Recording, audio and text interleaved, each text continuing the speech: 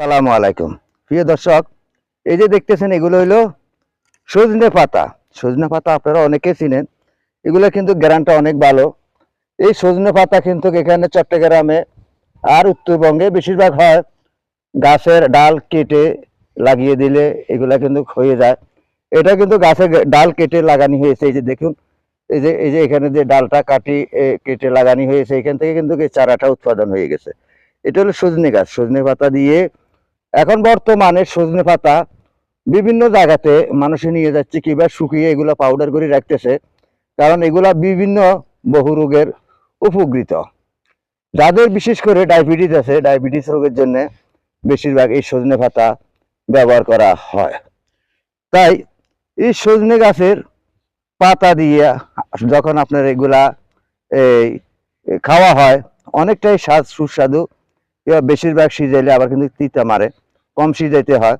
আর এই সজনে পাতা অনেকে দেখতেছি এগুলা শুকাইয়ারে পাউডার করে বিক্রি করতেছে 4,000 টাকা কেজি।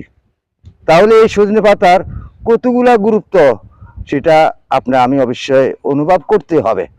কারণ সম্পূর্ণ গাছে হলো উপকৃত, যেমন সজনে গাছ, অর্জুন গাছ, অর্থকী গাছ, বয়রা গাছ, সব গাছে কিন্তু ঔষধি গাছ। আমরা চিনি না, চোখটা কি অন্ধ।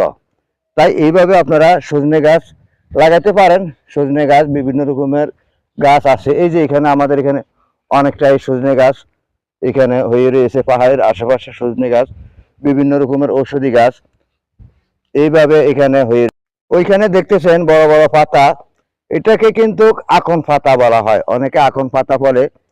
আর হিন্দিতে বলা হয় চিত্রকুনি, কেউ বাংলাদেশে বলা হয় আকন পাতা, হিন্দিতে বলা হয় চিত্রকুনি, আর গ্রাম্য ভাষায় বলা হয় এটাকে আপন পাতা, আপন হাতা বলে। এগুলো কিন্তু অনেকে মাজার ধরার জন্য ব্যবহার করে, বিভিন্ন কাজের জন্য ব্যবহার করে। কারণ এই গাছের এই আপন পাতার একটা উপকৃত আমি নিজেই পেয়েছি, কিন্তু আমি কোনো ডাক্তারও না, আমি কোনো কবিরাজও না।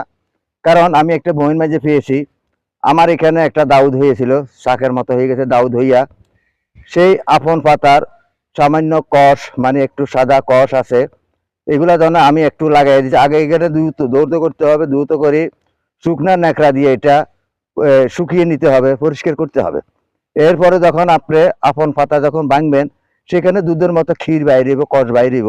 এই কষগুলো আঙ্গুলের মাথায় নিয়ে এইভাবে একবার লাগিয়ে দিয়েছি। এরপরে আমি দেখতেছি যে আমার এই দাউদটা আর নাই।